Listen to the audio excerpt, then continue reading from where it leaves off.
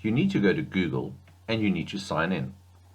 Once you've signed in, you can click on the 9 dots or the Google Apps. I'm going to select Google Drive. Your Google Drive is basically My Documents, and it's a place where you can save all of your files and folders as well as anything else that you might have. If you look at mine, for example, I have different folders up at the top under the name folders, and I have different files. You can also have folders within folders. So for example, if I double click on year 7, over here you can see I have 3 other folders in my year 7 folder. I'm going to click back on my drive, and if I look around, it does look like it's a little bit untidy and perhaps things aren't all in the right place. So the first thing we're going to do is we're going to delete files that we don't need anymore.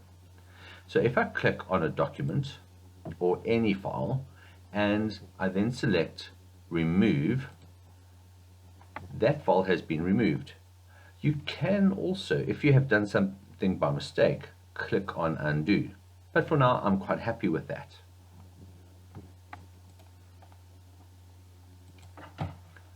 We are now going to create our own folders. To create a folder, we click on New and then we select Folder. I'm going to select a new folder and I'm going to call this year 7. If I click on Create It, it's now going to create a folder called year 7. But you might notice that I already have one. So for now I'm going to click cancel and then I'm going to double click on year 7. Now what I'm going to create is a new folder for each one of my different subjects. So I'm going to click on new folder, and my first folder I'm going to call English and then create. I'm now going to click on new folder, and this time I'm going to create a folder called Maths and click on create, and we're going to continue doing this until we've done all our different subjects.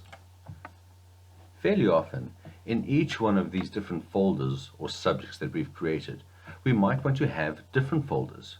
So for example, if I click on computing, perhaps I would like a new folder called term 1, or perhaps what I'd like is the different subjects that you're going to have, or the different categories that you're going to have in these. So for example, let's do programs.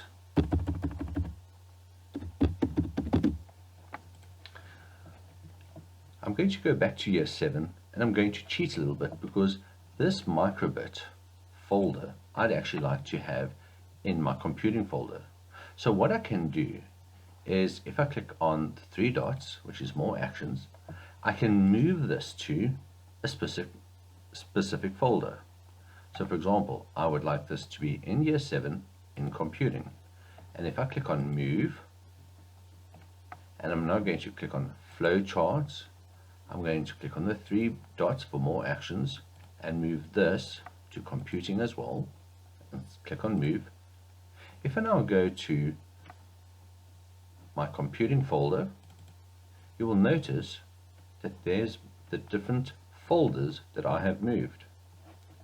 I'm going to go back to my drive right in the front, and perhaps, for example, now that I'm busy looking at this and I've now created the folders, I can scroll down and I can say this microbit lesson 1 and the response, and perhaps these 2 next files should also go to the year 7 folder. So what I'm going to do is I'm going to press and hold Control, which allows me to select different files all at the same time. I'm going to click on the 3 dots again. I'm going to say move all of these files, and now I must select where I'd like to move them to.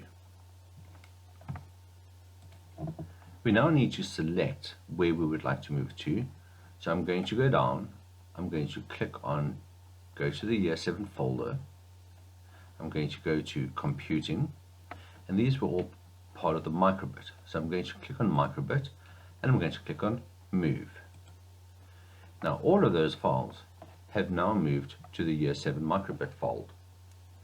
I'm going to select flowcharts,